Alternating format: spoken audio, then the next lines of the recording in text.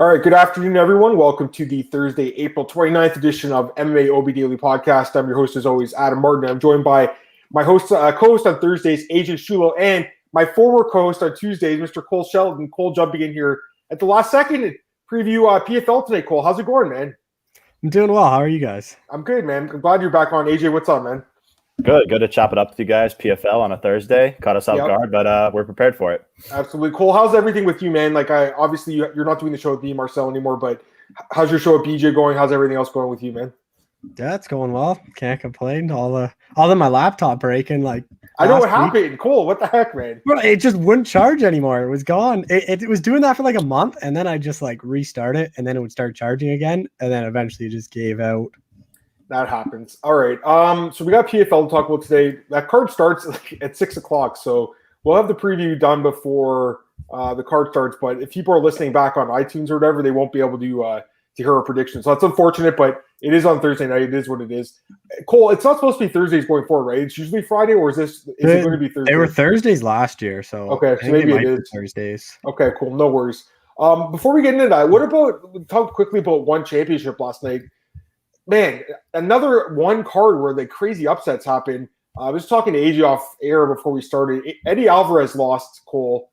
Minus 385 favorite loses to Ray Yoon-ok, and Umar Kane Rug loses at minus 565 to Kirill Grashenko plus 410. The other fight saw the favorite Renner to Renner minus 185 beat Ong Lanasang, but two huge upsets. Any takeaways from this, man? Because for me, like the last 4 weeks of this one cards, guys, crazy upsets and really like high variance. Not something I really want to bet on going forward. What are you guys' thoughts? Start with you, Cole. I just don't want to bet on one because I never know if it's actually live or not. So I don't know if I'm like betting on something that's already happened and then someone else knows there's some championship lines that are sketchy that like just before fight time it's just a straight arrow either up or down. I'm like, yep. Is this one of these cards that are tape delayed or what? Like with Eddie Alvarez, like if that's in UFC, he probably wins that fight. He probably wins rounds 2 and 3. But since he got dropped and they just do overall fight and damage, he loses.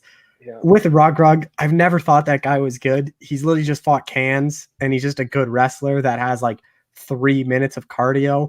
And it showed once this guy could actually stuff a takedown and go past 3 minutes, like the Rug was screwed. Yeah. AJ, any thoughts? I don't know if you caught it last night. Any thoughts on betting on one in general? Yeah, I like your take about the higher variance, and I understand Cole's concern about maybe the tape delay. But as it pertains to Eddie, I don't know that he necessarily lost because he's the less skilled fighter. I just think that, part of the reason why the odds are so wide is because we know Eddie, he is so skilled, former champion. But at this stage of his career, his durability just wasn't what it once was, He's just getting rocked much more often. I mean, he was getting rocked like even in the UFC, even prior to the counter fight. But it's always kind of a concern. I always say with betting, it's always tough to bet a fighter, at least for me, when their durability is just very questionable because they could be the better fighter. They could go out there and win through 13 minutes, but if their chin just does not hold up in the latter half of the fight or at any point, they could just be their detriment, unfortunately. So that's something I really put a lot of stock into. I like to bet on fighters that have solid durability and solid cardio. So unfortunately for Eddie, I don't think he lost because he's not good anymore or anything like that, but the durability and, seemingly near the end of his career is unfortunate for him. I agree. I completely agree. I mean, I think his chin is going, and Josh Hayner in the chat, Eddie lost his chin. Yeah, I agree. It's sad to see, but it happens to every fighter, man. They get up there in age. I think he's, 37, guys? 38 years old now, Eddie Alvarez? Let me double check. I want to add any age to him. 37, yeah. So he's getting up there in age. And not only that, but he's always in wars. Like, even in this fight, he gets dropped. They're like, all right, the fight's just started, but this is not Eddie Alvarez from 10 years ago. Like, it's a guy that can't take as much of punishment as he once could. So it is what it is. He lost the fight. I thought he would have. I mean, I think it would have been a draw, Cole, had it been in the States. I think it would have been 10-8 in that first round. What do you guys think? You think so, Cole? You could have. It was just that one knockdown, and I just don't get Alvarez's game plan. Like, it was just hold him up against the fence. And that's what he can do now, though. He just wants to wrestle now, guys. That's what he wants to do. Like, just like I don't know. I don't know why Mark Henry's not in his corner saying this isn't round by round. Like, you got to do something big or you're going to lose this fight. Like, it seemed like he was so used to just round by round that he's like, all right, I lost the first. Let me just win these next two. But it's not the way it is. Yeah, that's a good point, too. Get Josh's comments. Love Eddie Green. Needs to call quits. I don't know if he's going to retire, man, but yeah, I mean, he's definitely on the downside of his career. 1-2 and 1 no contest in 4 fights in 1. Hasn't look good. He's got some PFL plays. Kenshiro's got a comment. Reyes having a good thing at WSLF. We'll talk about this in a second. Let's just finish with one here. Kevin, why are people complaining about Rogue's loss? Yeah, it's interesting. The referee ends the round, as we know, because we've seen this happen before in Jermaine Durandamy and Holly Holm, right? The ref let the extra punches happen. I hate that. I think it should just be like whenever the round's over, but the ref didn't get there quick enough. I think it was right in the bell, personally. I don't know what you guys thought. What did you think, AJ? I don't know if you saw the punch to the throat. Did you see it? I did not see that. No what do you think, Cole? Any thoughts, Cole, on this topic? I thought he threw it before the bell, and it kind of landed right when the bell hit. Yeah. I don't think it was super controversial. I just think that, he quit. He did quit. He did. This is what the risk is of laying minus 600 on a guy that's never been tested, never won past the first round. And people probably just blindly parlayed all three favorites, I'm guessing, right? And they lost on Eddie anyways, but I mean, that's just the risk. I was even looking at these lines earlier, and I'm looking at the Gerasimko guy, and I'm like, man, plus 410. I just don't want to play with these one lines, but it seems like it's dogger passing one, guys, from what we've seen. GDR, it wasn't late punch. Those were late for sure. And the ref should have actually stopped that fight. Yeah, but we have seen punches at the bell before. I mean, it happens, right? There was a fight. Was it Hector Lombard? What was that fight called? Let me check it. Dalloway, right? Yeah, Dalloway fight, right? Right at the bell, and he got DQ'd. Or it was after the bell, I guess, right? So, yeah, good call. Good call, AJ. So, that's a good example of it. All right. I mean, I think that's it for one. Might as well get in the PFL now. So let's just talk about this card, guys. I'll put it up on Topology here just to help us out a little bit. Last week, let's talk about actually quickly before we get into this week's. But last week, okay, so AJ had you on, and we were talking about these big favorites, and we were like, be careful, be careful, be careful. And then the one guy we did say, oh yeah, he's going to win, Lance Palmer. He loses too. There was like 5 upsets of like plus 300, plus 400 dogs, guys. AJ, your thoughts on the upsets last week you saw at PFL? Oh my God, it was crazy. I actually did see a lot of tickets on Jenkins. There was like people that sort of subscribed to that, because they wrestled in college and Jenkins bested him there. And that was a big, tell in the fight. It was weird seeing Lance Palmer get out wrestled, but he did. We're used to seeing him out wrestle everybody. And then Natan Schulte, Marcin Held, goes out there and performs very, very well. We always knew that this guy was super talented, but kind of like what we talked about with Lil Brooks last card, the guy really couldn't piece everything together when he was in the UFC. And then like Clay Collard, I saw a lot of people cash tickets on him, and kudos to these people. I mean, in hindsight, it's kind of like, I know everything sounds easier, more simple in hindsight, but like Collard's a pressure, durable guy that comes at you with volume with his boxing. And we know that Pettis kind of crumbles under pressure. We saw that against Tony Ferguson, Ferreira, plenty of other instances as well. So really happy for all the people that cashed on Collard. And 3 big upsets to close out the card. Our guy, Kobelayev, just dominated from bell to bell as expected. But didn't finish the fight, though. He didn't even finish it like we were talking about, right? That's the other risk, right, AJ? We were saying maybe you bet inside the distance on the minus 700 for you, but even that didn't happen, right? So that's the risk with that. Yeah. And what did you make of the Chris Wade fight? Like, dude, I thought that was going to be way closer than it actually, you know what I mean? Like, for sure. And I thought, Chris Wade, we were talking about Chris Wade and Tyler Diamond as the 2 guys we thought for sure would win. And then we said Lance Palmer. So I think we don't do AJ's not a parlay better, but I think that's one we would have we were hinting at a little bit. It's just crazy, man. I mean, listen, I expect some more upsets this week too. Let's pull up the card here. Once again, guys, I just be careful. Tread careful with these. And here's the other thing with PFL compared to the UFC, AJ, we don't have the deep numbers, the statistics. I don't cap fights without looking at the stats first now. You know what I mean? Like the tape study is the most important thing as we talk about, but I have to know the numbers. And I don't totally feel confident laying a lot of juice on these guys that, we don't have the detailed stats for compared to UFC. But maybe there are some spots here. Let's take a look at this card. We'll start with this fight here. 205, Dan Spawn versus Martin Hamlet, who I've heard really good things about. I'll pull up the odds here one sec. Again, this fight takes place in 2 hours from now. So right now the odds, Hamlet minus 165, Spawn plus 145. I'll start with you, AJ. Any thoughts on this fight? Not really. I mean, 2 relatively inexperienced guys, just not very known. Just not a fight that I would really want to put a lot of stock into when, considering it bad. We talk about it. We want to bet on guys that are more proven. We have more data on, like you said. I mean, the stats are great to have, but even in this fight, there's just not enough gauge on the level of competition for me to really have strong conviction on who wins or who loses here. I would tend to side with the favor, but that's not exactly a hot take. Any thoughts, Cole?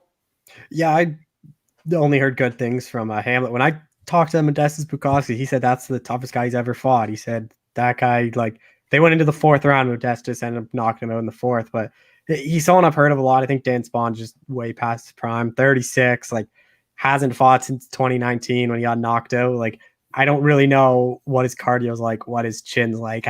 I'd lean Hamlet, but I don't know. Like, both these guys hasn't fought since 2019, so you don't really know how they're going to look. I think it's a pure fade here on Spawn, man. I don't think he's that great of a fighter, guys, honestly. And I think if you're going to bet on Hamlet, you're basically fading Spawn because we don't have a lot of information on Hamlet. I have seen the fight with Bukowskis when I watched his fight. I'm sure you guys watched it too. So we know a little bit about this guy. And everything I hear is good things. But, again, he hasn't did it in North America yet. He hasn't did this level yet. So it is a step up for him, even though Spawn's not great. But I just think Spawn's like a gatekeeper. So, you look at this card, guys, and it's all massive favorite. This is one where it's a moderately priced favorite. Like, if you're going to make a bet, I'd rather bet on someone with the price tag minus 160 than minus 400, personally, just based on what we saw last week especially. So that's a guy I would maybe look at, guys. And we only have 2 hours, but if you want to take some extra research into this guy, Martin Hamlet, he could be worth a look. Just because Dan Spawn's just not a great fighter, man, and I think we have to fade him. All right, let's go to this next fight. Sadabu C versus Nikolai Alec Action. Excuse my pronunciation. That's a tough one too. We'll say Nikolai. He's minus 250 and Sadabu plus 210. Start with you on this one, Cole. Thoughts? I just think Nikolai's just going to out-grapple Sadabusai. Like, Sadabusai obviously has some knockout power. He fought Ray Cooper to a draw, and then he just didn't go to the fight. I don't even know what PFL's rule is because I didn't see it all last year. I don't know why someone. I think it's whoever wins the first round wins the fight, which is stupid, something like that. But I think Nikolai's just going to wrestle him. Does he finish him? Maybe. Like, Sadabusai is pretty durable. He's pretty good on the ground. Like, does he?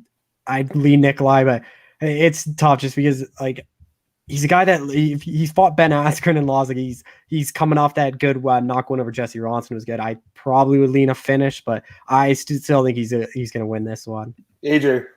Yeah, I think Nikolai dominates here, man. I mean, we saw Sadabusi against Glyco França. I mean, França just took him down with pretty much with ease and then just controlled him and then got a finish on the ground. I mean, Nikolai seems like a stronger wrestler, more physically imposing in top position.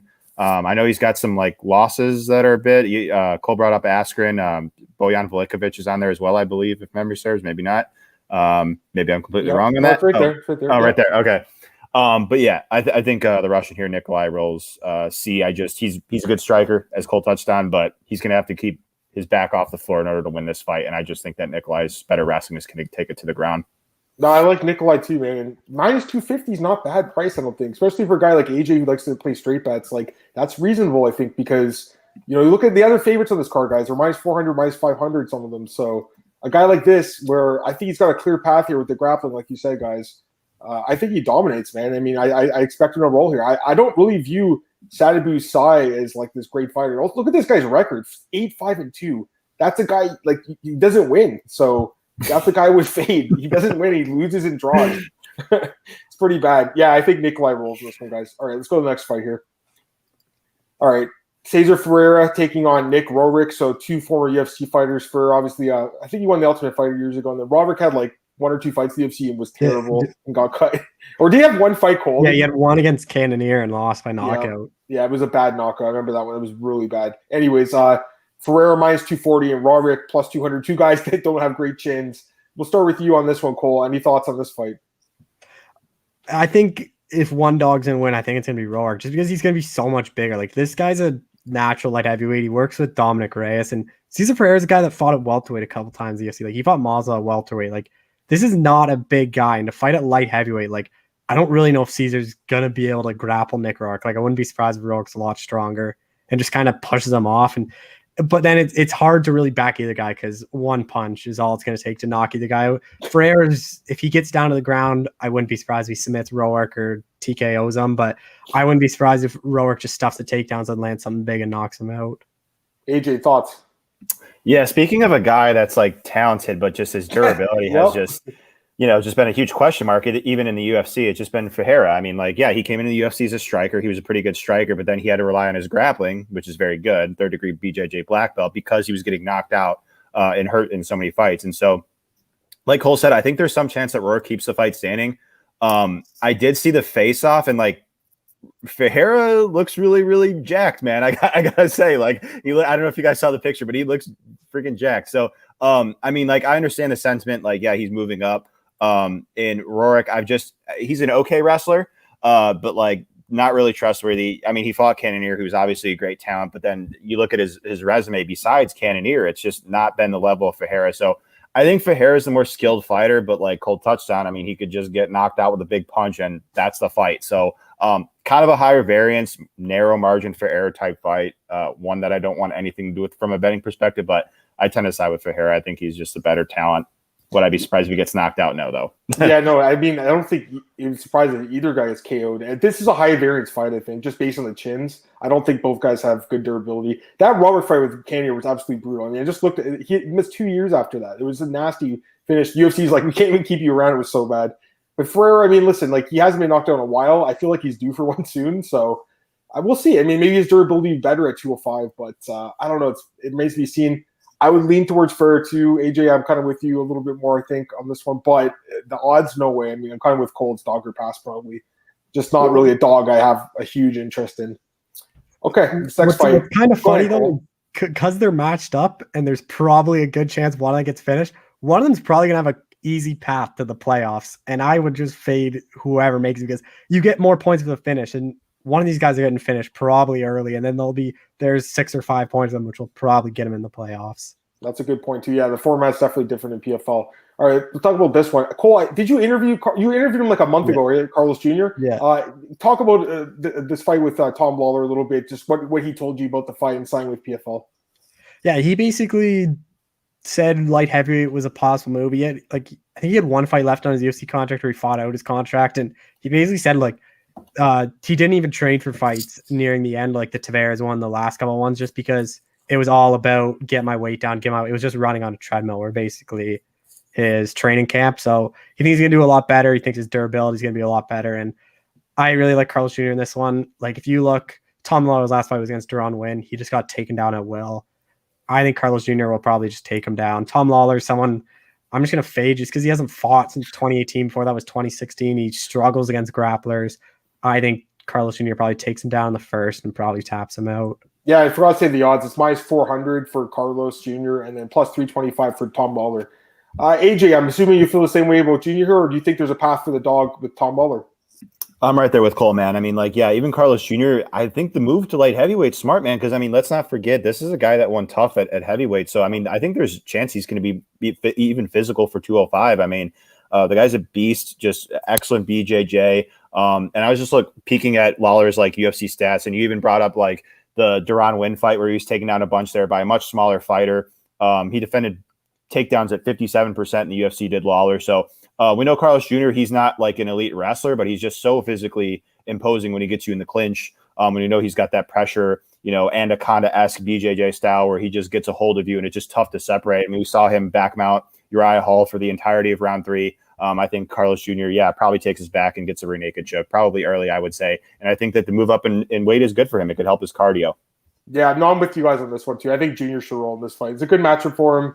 I'm thinking right now, I'm like, is there a path for Tom Lawler to win this fight? I'm thinking in my head, because I want to say there is. I like the guy. He's awesome. He's a fun guy and everything. But man, he's got 2 fights in the last 5 years. They're both losses, just getting dominated by grapplers, like you said, Cole. And the only way he would win, I think, is if he did knock Jr. out. And I'd be surprised if that happened. So that's the only path he has in this fight, in my opinion. There was a fight with John Vellante a few years ago. He was this one right here. Yeah, he was a big under. I remember that fight. Everyone was parlaying John Vellante in that fight, and he knocked him out. So there is that risk that he could get a finish. This fight, too, with Jason Mcdonald, though, he was the favorite in that fight. I think he was an underdog in this one. No, favorite in that Kuiper fight, too. Yeah, I mean, that's the thing. Look at these names. He's barely fought in the last 10 years. Look at this, the Patrick Cote fight where he had there was that pile driver in that fight. I don't know if you guys remember that. That was crazy. That was 10 years ago. So he's barely fought in the last 10 years. He fights once every 2 years. You can't pick a guy like that. As much as I want to say he's got a chance here, he doesn't. Carlos Jr. wins by decision, I'm guessing, just grapples him or submits him like you guys were saying. Filthy is pretty durable. I don't know if he gets finished. We'll see. All right, next one. Emiliano Sordi against Chris Camozzi. So we're obviously very familiar with guys. Sordi won the tournament last year, and then Chris Camozzi's had like a bunch of fights at the UFC, fought Jacare a bunch of times. This guy, I mean, I met him in person before. He's a cool dude. I like Chris Camozzi. He's a big underdog here, though. Plus 305, and then Sordi, huge favorite, minus 365. AJ, start with you. Thoughts on this fight?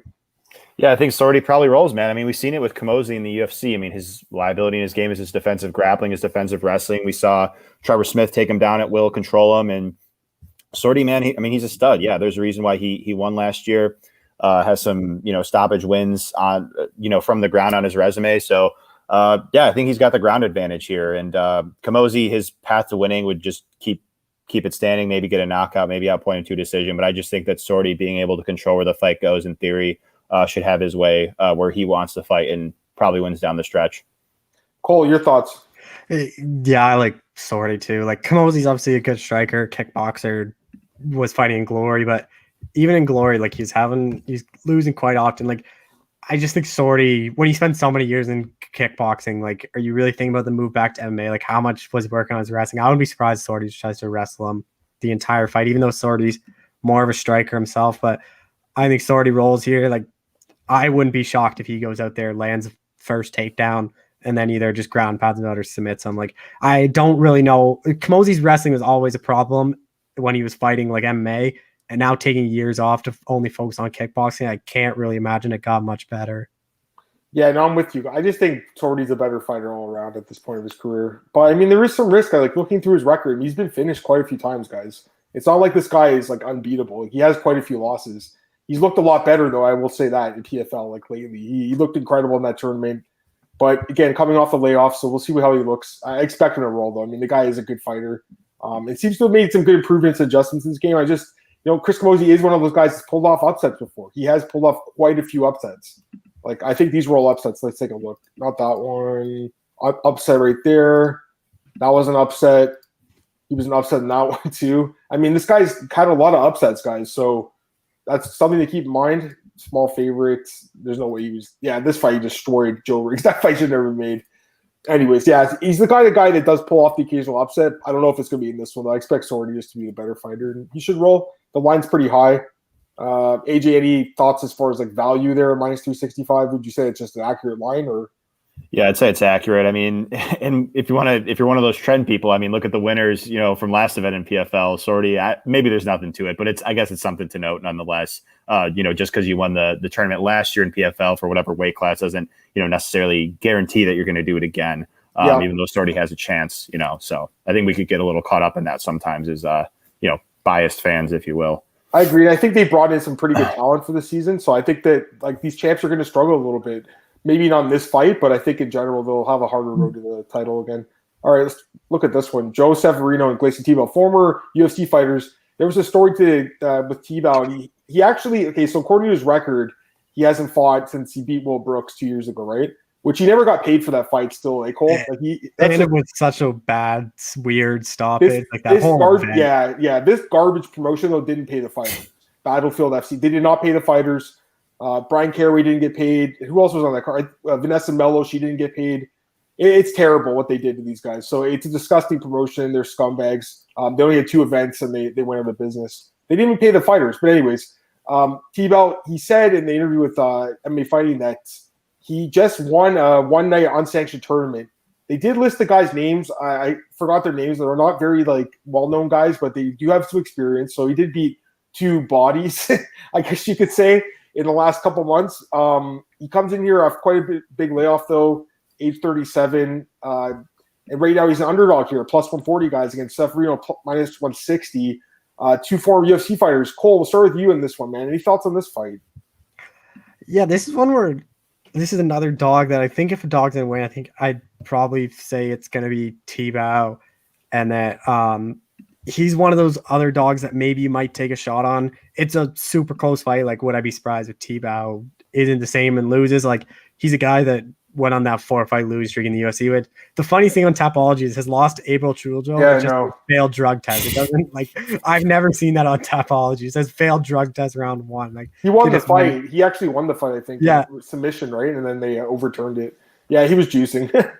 Yeah, but he's a guy. He's a good grappler, but I don't really know. He's at the tournament. Okay, he's beating those guys. He hasn't fought in forever. The win over Will Brooks. I don't really know if it even was a win. It was just such a bad. Yeah, that was a terrible stoppage. Horrible. And Will Brooks didn't even get paid for it either. Just so bad.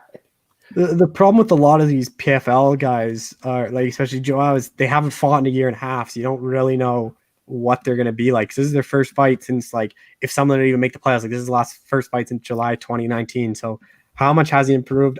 I think he's probably better grappler, that he'll be able to stop the takedowns of T-Bow and just kind of piece him up on the feet. But I wouldn't be surprised if T-Bow ends up just taking him down, kind of just controlling a decision.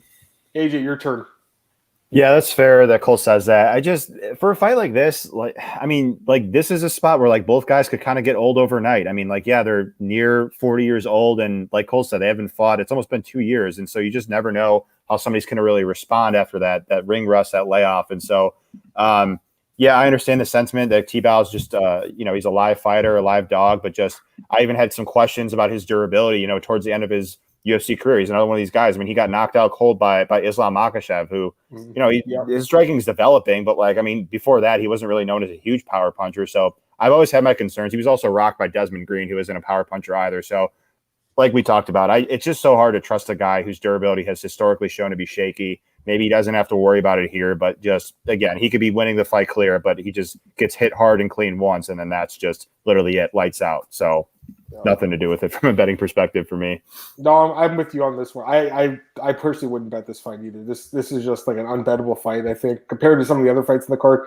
It's just hard to get a real gauge on both guys, I think. In this one, they haven't fought in a while, and they match up kind of well with each other. So, yeah, I'm kind of with Cole. I feel like it's almost dog or pass, but I just have no interest in this one at all. All right, next one. We got Ray Cooper III against Jason Pawnit. Ray Cooper III is a huge favorite here, as expected. Minus 750, Pawnit plus 525. AJ, can you make an argument for the dog here to pull off the upset? He's got a puncher's chance, kind of like John Howard did when John Howard surprised all of us when he knocked out Ray Cooper. But other than that, I think Cooper rolls. He's a very good fighter, as we know, very tough. One of the key guys who could very well win this tournament in the respective weight class that he's in. He's got a very good win over Chris Curtis, David Mashad, former UFC fighter. So I think that Cooper probably rolls, but the opposition here, of course, has a puncher's chance. But I think that Cooper gets his hand raised. Cool. I like Cooper. This opponent guy, if you look at what he's fought, he hasn't fought anyone that good. And when he fights someone good, he loses, and he tends to lose by stoppage. I was looking, there's obviously not many books that put out PFL props, but some of them have Cooper inside distance at minus 190. One has it at minus 160, which I think is kind of crazy, because if he's a 750 favorite and then you're saying he's only minus 160 to finish him, I think maybe that's what you bet. But Cooper's such a mass favorite. He's not unbeatable. He's a guy that can get knocked out. We saw it in 2019 tournament. I just think this Ponak guy, who's a former lightweight, isn't really going to have a whole lot for Cooper. I think Cooper's going to win, and probably by stoppage. Yeah, you got to go with Cooper in this one. But like you said, man, I remember that fight with John Howard. That surprised me. And it just shows that anyone can get KO'd in this sport. He was a minus 600 favorite in that fight and lost. So there's risk with laying this juice. AJ, I know that he's past your 5-1 limit, AJ. So it's not even a guy you're looking at. But if you were one of those people just parlays a bunch of guys, would this even be one of the guys you'd look at, or no? No, I like the point we talked about in the past. Maybe in a fight like this, you look at the under 2.5 rounds or something like that, if that's out there. Anytime it's listed a total mismatch, but the under round prop is reasonable, which I haven't really looked at it. Cole said there's just not many props usually on PFL, so it's probably right. So yeah, I would just be the under rounds proper pass. I'm not a huge parlay guy, because I feel like if I'm making parlays, I'm almost making parlays thinking oh, they can't lose, and just add some more legs, and no, I'm with you on that one. By the way, it's 5 Dimes has it for him by TKO. Ray Cooper III by TKO is plus 110, but you could also submit him too. But yeah, if you think he's going to knock this dude out, you get plus money on it. That's not a bad bet, I don't think, because you do get plus money, but I don't really play props personally. Every time I play them, I lose them. So I just stick with the winners straight up. And I feel pretty good about Cooper there. But again, the odds are kind of high. All right, let's get to this fight. Rory McDonald and Curtis Millender. And I'm excited to talk about this fight, man. Rory McDonald, obviously one of Canada's best fighters. Cole, he comes in here minus 410, Millender plus 345. You think Rory rolls here, Cole, going down to Sanford MMA, or you think that Millender can maybe pull it off as an underdog? I'm not going to say Rory rolls against anyone. Like, I just don't think he's the same fighter what he used to be. Curtis Millender, like, he obviously has a clear hole in his game, which is take this guy down, and you can have a lot of success. He did switch camps. He went to Fight Ready. He was a big part of Eric Anders' last camp against Darren Stewart. So when I was talking to him, he said that my wrestling has gotten a lot better just because he's working with guys. He said Cejudo's in the gym a lot, so Cejudo's been teaching him a lot of things about wrestling.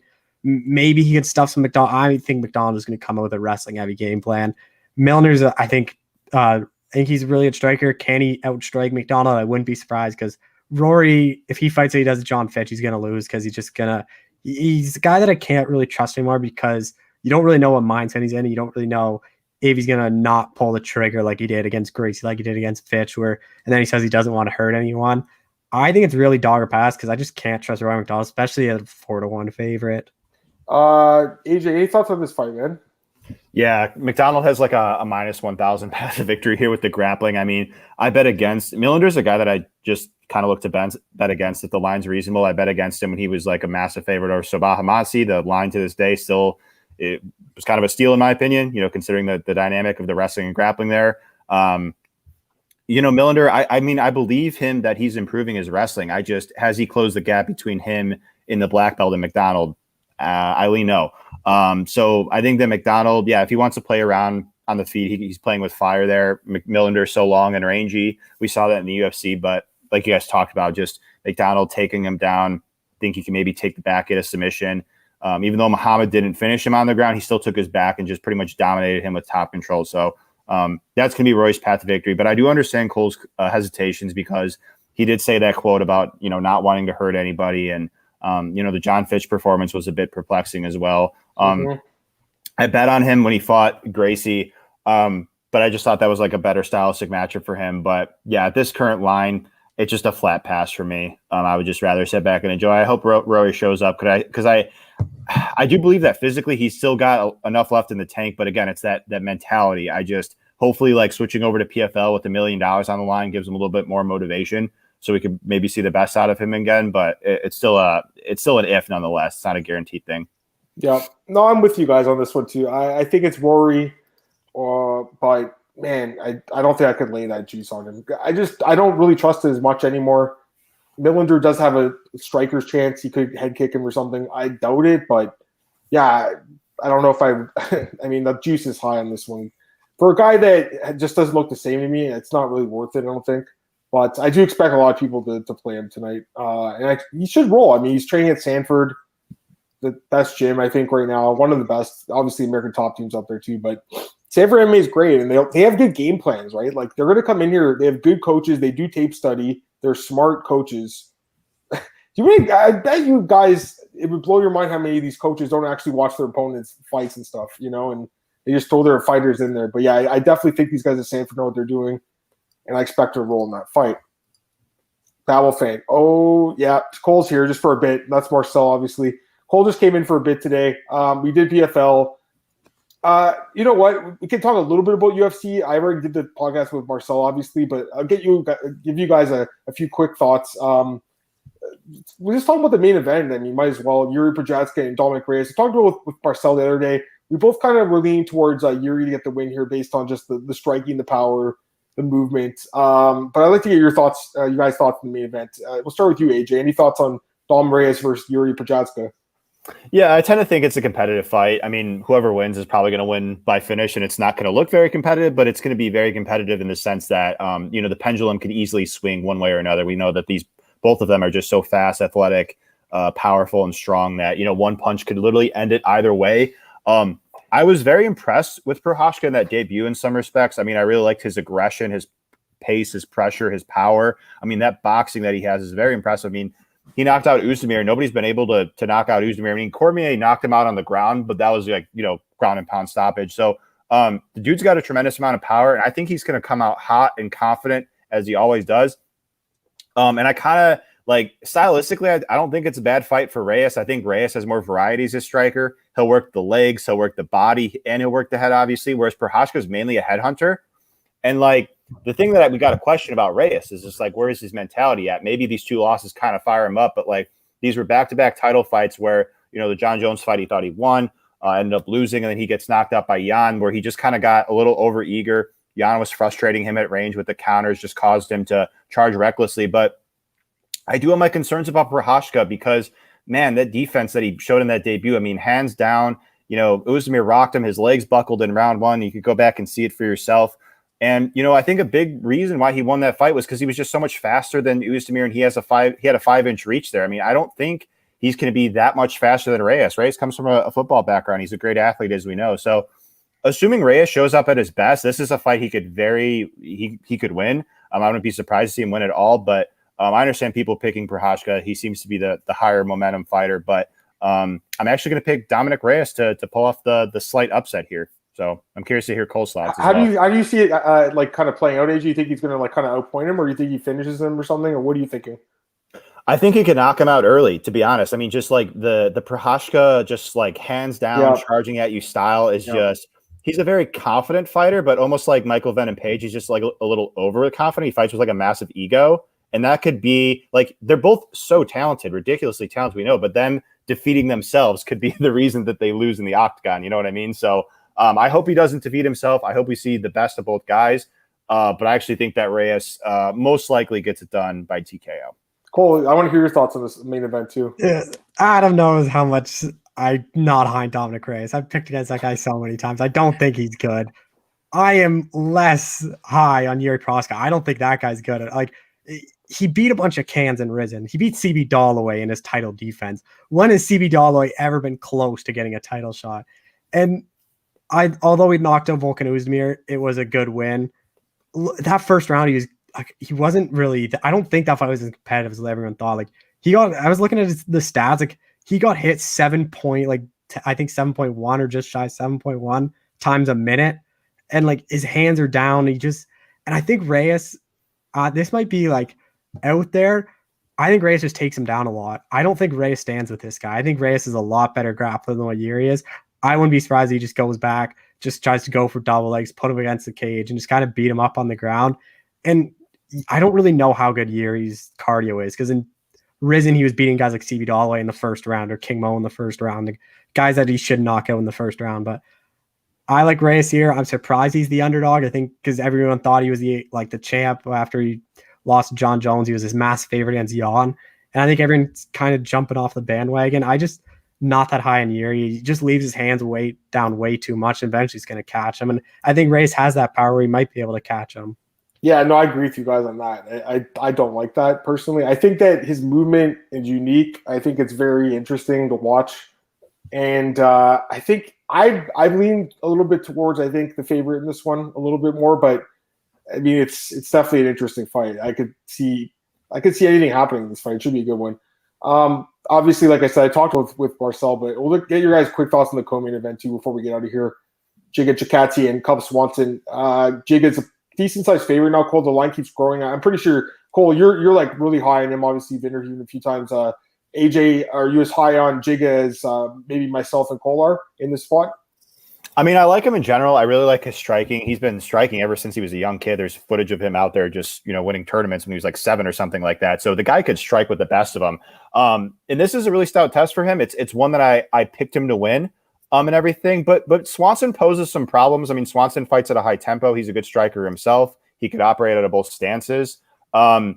And it's more narrative-y than anything, I guess, because we just haven't really seen Swanson wrestle recently. But I think part of it is just because of his level of competition. Like Shane Burgos, elite takedown defense. Renato Moicano and Brian Ortega, elite submission grapplers. Like, it made sense for him to not really go for takedowns there. But, maybe, with Giga standing on the opposite side of the octagon as him, maybe he looks to wrestle a little bit here, clinch him up against the fence.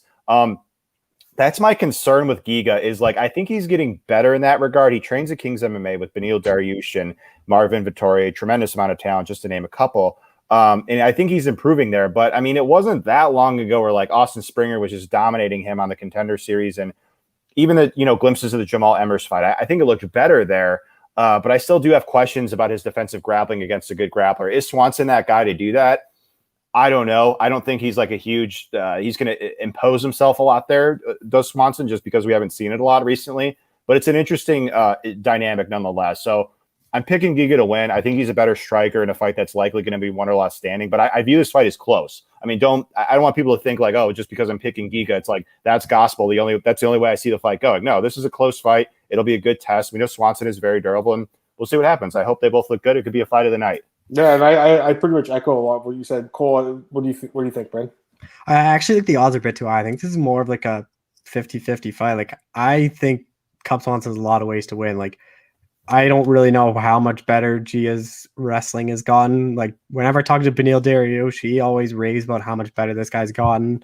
Whenever I talk to anyone at Kings, they always rave about like, this guy's so well-rounded now. Like, wait till like Beneil always tells me, he goes, wait till this guy's going to catch someone in a sub because people are just going to shoot bad shots on him. And apparently that's something they've learned a lot, is just that guillotine and when people use bad shots.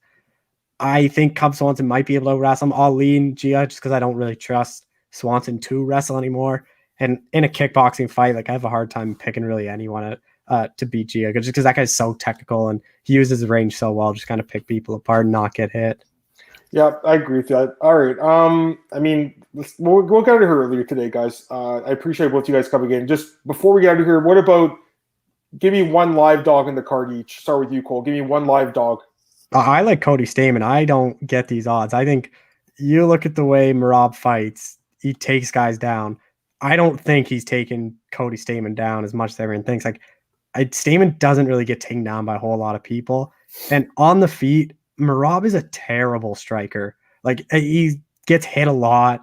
I think he has a lot. He definitely has a path to victory where he just kind of grinds Stamann out and just out cardios him. But if Stamann keeps this fight standing, like, he's just going to pick apart MMAOB. Stamann's not the best striker bantamweight, but he is certainly a lot better. I think there's a good chance that he can just stop the takedowns, kind of pick him apart. And AJ, what are you, man? If there's one live dog in the card. Just one? I think there's a lot, but yeah, I know. Like, there is a lot. Just give me one though. Give us a taste. Yeah, sure. So TJ Brown, right? I mean, I think that he's going to be the more physical fighter in here. I think he's one of these guys that it wasn't that long ago. It was just the last fight where Pierce just took Kamaka down and just pretty much dominated him. He back mounted him twice and then pounded him out with ground and pound. I am high on the wrestling of Brown. He comes from a background. He's a brown belt in Brazilian Jiu-Jitsu, and let's admire the fact that he went to train with James Krause. I mean, look at the run that Krause is on with his guys. I mean, the only guy that's lost with Krause recently in the past few months has been Kevin Kroom, right? I mean, he's been on fire. So I think that that's a huge move. That doesn't guarantee that Brown's going to win the fight, but I view it as a positive. So I trust that he's going to come in with a good game plan, and I think that means going to be wrestling here with the smaller fighter in Kamaka.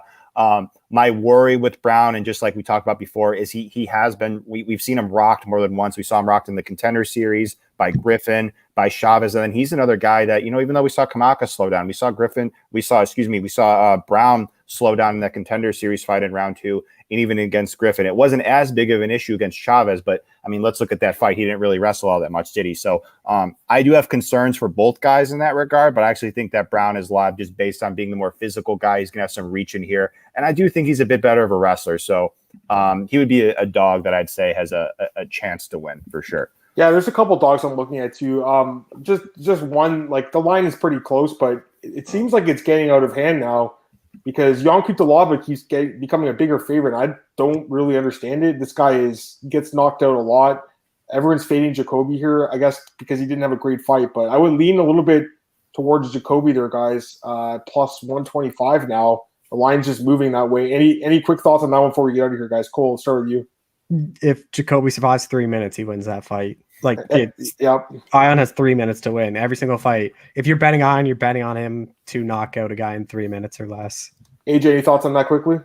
And that's why I picked Jacoby too. I mean, I want to. Okay, there you go. Yep. Yeah, I want to trust the guy that I think could fight 15 minutes, and we just haven't seen it out of E1. I mean, he's like a bully fighter. Like, yeah, if he could impose himself on you early, he could finish you. But if you stand up to him, you survive that onslaught like Cannonier did or Serkinov did, any of these other guys, you could just, embarrass him down the stretch. I mean, look at the Cannonier fight. He's walking him down with his hands completely at his waist, just totally unthreatened. So even though Kudalab is going to be a lot more physical and athletic than Jacoby, he's only can have those advantages while he has some gas in the tank. And maybe he comes out a little hesitant coming off the first knockout loss. But I tend to agree with Cole. I think that Jacoby, not that I would want to bet him, but he's my pick to win.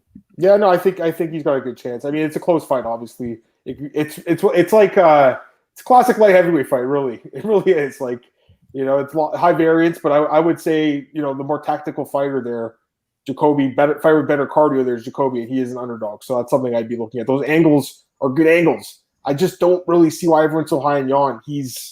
I don't know, guys. I don't see it. I think he's had some good wins. He's got some power, but the last 2 fights, man, hasn't looked good. And, the last fight especially, he looked really gun-shy. Didn't want to get KO'd and then got knocked out. So that worries me. Anyways, all right, guys, I appreciate you joining me today, man. Like I said, PFL is starting at like 6 o'clock, so hopefully you guys know everything about the card today. AJ, start with you, man. Plug your stuff. Let's get out of here. Yeah, contributing to dailyfanmma.com. We already have a lot of content up there. That's Brett Apley's sites. You can follow me on Twitter right there, and also contribute to MMAOB, just like the rest of us here. So, yeah, thanks for having me on, Adam, and cheers, Cole. Thanks for joining us. Cole, go ahead, man. You too. Yeah, Twitter, Hackle Somebody One, all my stuff's DJ Penn, kind of everywhere. Talk to Jacoby, Stamen, fighter picks for the main event. Stamen was fired up. Like, Adam, you edited that article. Like, he does not think Merab is good at all. And what's kind of funny about that fight is Merab started training at Extreme Couture, and Stamen wasn't going to take the fight for the third time. He's like, yeah, we've been booked twice, hasn't happened. Like, let me just move on. And Patchy Mix trains with both of them.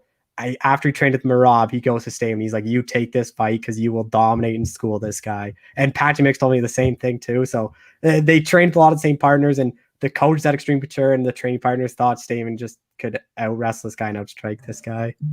Yeah, it should be an interesting fight. We'll see what happens in that one. I mean, it's 2 grapplers, but we'll see. Basically, it's going to kind of who has the better striking, probably. So we'll get to find out. All right, you guys can follow me on Twitter at MMAOB podcast, MMAOddsmaker.com. I appreciate both of you guys joining with me today. Just a few things I want to plug here. Fantasy Fanatics, I had an article on Yuri Pagasa that's up there. MMAOddsmaker.com, I got opening odds for PFL, LFA as well, so definitely check that out. And then Elite Sports Betting, Elite Fantasy, I'll have my DFS article tomorrow and my bets for this weekend. I'll have a few plays for sure. I do think this is going to be a crazy card, so I think we'll see a few upsets on this one, and I'll definitely be predicting a few upsets again. I love predicting the upsets, man. It's usually pretty profitable. So appreciate you guys once again for joining me. Have a great one, guys. I'll be back Monday at 4 p.m. Eastern with Marcel.